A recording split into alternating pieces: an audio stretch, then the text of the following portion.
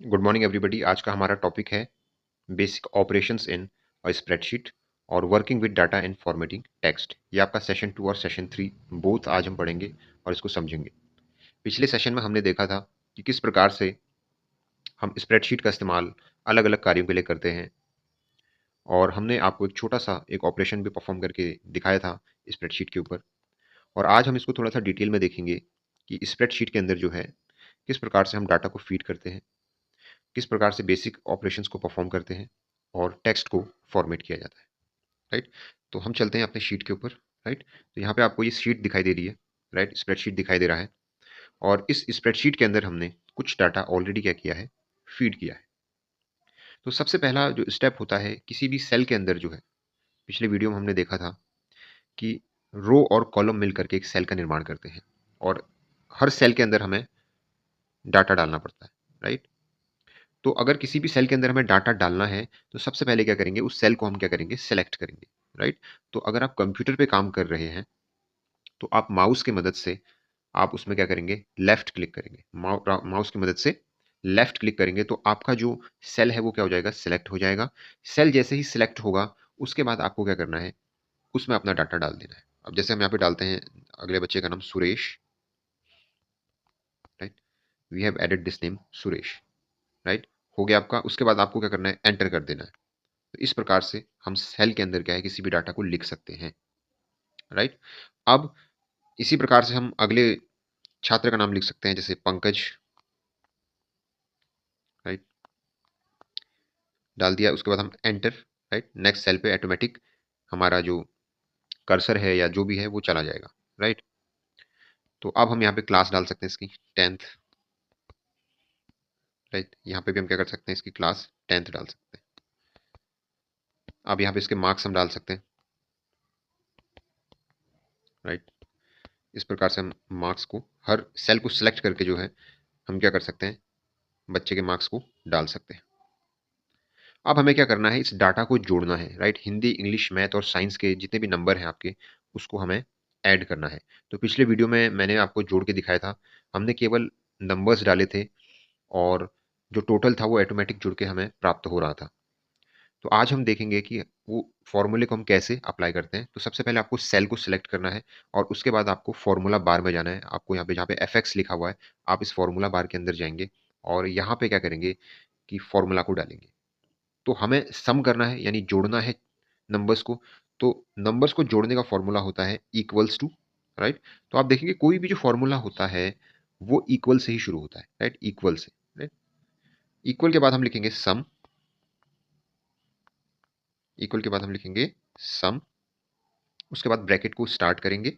अब हिंदी के नंबर जोड़ने हैं हमें, तो इसके सेल का नाम लिखेंगे। तो इस सेल का नाम है सी। राइट, और two, C2। Then plus D2, then plus E2, then plus F2। Right. तो हमने सारे सेल्स का नाम लिख दिया, जिन जिन अंक को हमें जोड़ना है तो हमने सारे सेल का नाम यहाँ पे डाल दिया है। उसके बाद हम क्या करेंगे, ब्रैकेट को क्लोज कर देंगे, और ब्रैकेट को क्लोज करने के बाद हम एंटर दबा देंगे। तो एंटर दबाएंगे तो ऑटोमेटिक हमारे नंबर्स यहाँ पे जुड़ करके आ जाएंगे। राइट। तो ये होता है हमारा जोड़ने का फॉर्मूला। अब देखिए, क्योंकि हम स्प्रेडशीट पे काम कर रहे हैं तो यही इसका कमाल का जादू है, यही इसका एडवांटेज है कि अब हमें हर सेल में जाकर के जो है फॉर्मूला नहीं डालना है। हमने पहले सेल के अंदर हमने क्या कर दिया, फॉर्मूला डाल दिया है। तो अब हम इसको क्या कर सकते हैं, इसको सेलेक्ट करके, ये हमने सेलेक्ट किया हुआ है अभी ऑलरेडी, और इसको हम नीचे को ड्रैग कर सकते हैं। राइट, अगर हम माउस में कर रहे हैं तो हमारे पास जैसे मान के चलिए 20 छात्र हैं, तो 20 तक हम इसको ड्रैग कर देंगे और इसको छोड़ देंगे। तो ऑटोमेटिकली अब क्या होगा, हर सेल के अंदर हमारा फॉर्मूला लग चुका है। और आप यहाँ ऊपर देख सकते हैं, एकदम मैजिक की तरह, जादू की तरह क्या हो गया है, सारे नंबर्स ऑटोमेटिकली क्या हो गए हैं, जुड़ गए हैं। अब हमारा फॉर्मूला लग चुका है तो हमें कोई टेंशन नहीं लेना है। अब हम क्या कर सकते हैं, बेफिक्र होकर अपने नंबर चढ़ा सकते हैं। जैसे अब हम पंकज के नंबर चढ़ाएंगे तो यहाँ पे पंकज के नंबर हम क्या करेंगे, चढ़ाएंगे। राइट, इस प्रकार से तो ऑटोमेटिक पंकज के नंबर भी यहाँ पे जुड़ करके हमारे पास आ गए हैं। राइट। तो ये था आपका डाटा को कैसे फीड किया जाता है स्प्रेडशीट के अंदर और किस प्रकार से हम डाटा को ऐड कर सकते हैं स्प्रेडशीट के अंदर, ये हमने सीखा। अब हम देखेंगे इसमें किस प्रकार से जो है हम टेक्स्ट को एडिट कर सकते हैं, राइट। टेक्स्ट को हम किस प्रकार से एडिट कर सकते हैं। तो जैसे मान के चलिए जो हमने जो हेडिंग्स डाली हुई है यहाँ पे, नेम, क्लास या Hindi, English, math and science और देन टोटल, तो ये तो इसकी हेडिंग्स हैं। तो हेडिंग्स और जो नीचे का डाटा है वो अलग अलग, दोनों में डिफरेंस दिखना चाहिए। तो हम क्या कर सकते हैं, यहाँ से इसको बोल्ड, इटैलिक या अंडरलाइन भी हम कर सकते हैं, राइट।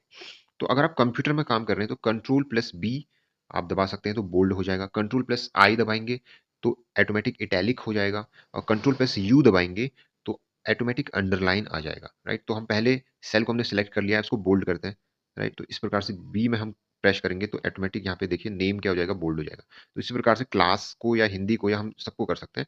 अब यहाँ पे देखिए, अब हमें हर सेल में जाने की आवश्यकता नहीं है, राइट। अगर हमें रो को इस पूरे रो को हमें सेलेक्ट करना है तो हम यहाँ पे 1 पे क्लिक कर देंगे और हमारा सारा रो क्या हो जाएगा, सेलेक्ट ऑटोमेटिक हो जाएगा, राइट।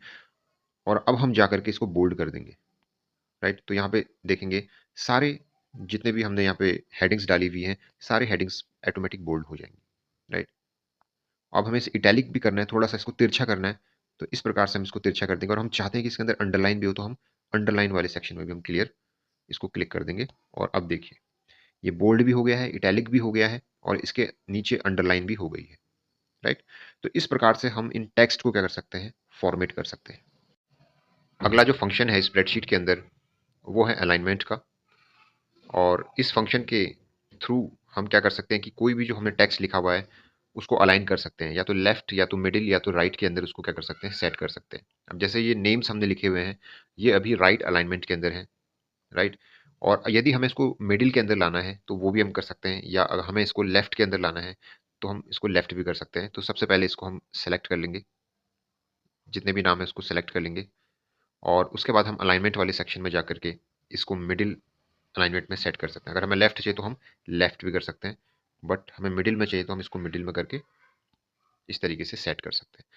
उसी प्रकार ये क्लास है, और क्लास को भी हमने क्या करना है, मिडिल अलाइनमेंट करना है, या पूरे ही सेक्शन को हमें मिडिल अलाइनमेंट करना है। तो इस प्रकार से हम क्या कर सकते हैं, इसको सेलेक्ट करके इसको मिडिल अलाइनमेंट के अंदर सेट कर सकते हैं। तो यहाँ पे हमारे जितने भी नंबर्स हैं, नेम है, वो सारे के सारे मिडिल अलाइनमेंट के अंदर सेट हो जाएंगे। अब हम यहाँ पे कुछ क्वेश्चंस को देखेंगे, बहुवैकल्पिक प्रश्न को। और इसमें पहला क्वेश्चन है आपका, सेल में संख्याओं का डिफॉल्ट अलाइनमेंट क्या होता है, राइट। सेल में संख्याओं का डिफॉल्ट अलाइनमेंट क्या होता है, राइट। तो डिफॉल्ट का मतलब होता है जो ऑलरेडी क्या होता है, सेट होता है। तो इसमें जो राइट अलाइनमेंट होता है वो ऑलरेडी सेट होता है किसी भी सेल के अंदर, या किसी भी स्प्रेडशीट में आप काम करेंगे और कुछ भी डाटा आपने किसी सेल के अंदर डाला तो वो राइट अलाइनमेंट के थ्रू वहाँ पे सेट रहता है। सेकंड है आपका, डिफॉल्ट रूप से सेल में टेक्स्ट में अलाइन किया गया है, यह बताएं कि यह सही है या गलत है। ये बिल्कुल सही होगा इसमें, ठीक है। अगर डिफॉल्ट रूप से हमने किसी सेल में जो है टेक्स्ट को अलाइन किया गया है वो बिल्कुल सही होगा, और हमें कहीं ना कहीं तो अलाइन करना ही होगा टेक्स्ट को, राइट। तो राइट अलाइनमेंट ऑलरेडी क्या होता है, इसमें सेट होता है और ये बिल्कुल सही होता है। अगला आपका नंबर 3, स्प्रेडशीट में टेक्स्ट को अलाइन करने के लिए शॉर्टकट की क्या होता है, राइट। आपको मालूम है कंट्रोल प्लस बी क्या होता है, बोल्ड करने के लिए होता है, राइट। अगर हमें किसी टेक्स्ट को क्या करना है, बोल्ड करना है, तो इसके लिए हम कंट्रोल बी दबाते हैं। कंट्रोल आई इटैलिक के लिए होता है, राइट। जब हम तिरछा लिखते हैं किसी वर्ड को, राइट, तिरछा लिखना होता है तो हम इटैलिक यानी आई का इस्तेमाल करते हैं, कंट्रोल प्लस आई का। फिर घ वाला है अंडरलाइन करना है, अगर हमें किसी भी शब्द को, तो जैसे हमें किसी भी शब्द को क्या करना है, अंडरलाइन करना है, तो उसके लिए कंट्रोल प्लस यू का इस्तेमाल करेंगे, और इसका आंसर होगा ग वाला, क्योंकि कंट्रोल प्लस एल को अलाइनमेंट के लिए इस्तेमाल किया जाता है। नेक्स्ट है आपका, स्प्रेडशीट में अतिरिक्त प्रदर्शन करने के लिए निम्न में से किस फीचर का उपयोग किया जाता है। तो इसका आंसर होगा फॉर्मेट ऑप्शन। जो अभी हम बोल्ड कर रहे थे, इटैलिक कर रहे थे, या उसको अलाइनमेंट को सही कर रहे थे, तो वो फॉर्मेट ऑप्शन के थ्रू ही हम कर रहे थे, right. And last question is, निम्नलिखित में से कौन सा संकेत एक फॉर्मूले को परिभाषित करता है। तो इसका आंसर है ग वाला, राइट। तो हमने जब एडिशन का फॉर्मूला लगाया था या सम का फॉर्मूला लगाया तो इक्वल टू पहले लगाया हुआ था, राइट। बिना इक्वल टू के हम किसी भी फॉर्मूले को अप्लाई नहीं कर सकते हैं, राइट। तो इसका आंसर होगा ग। तो आज की वीडियो में बस इतना ही, बाकी की जानकारी आपको नेक्स्ट वीडियो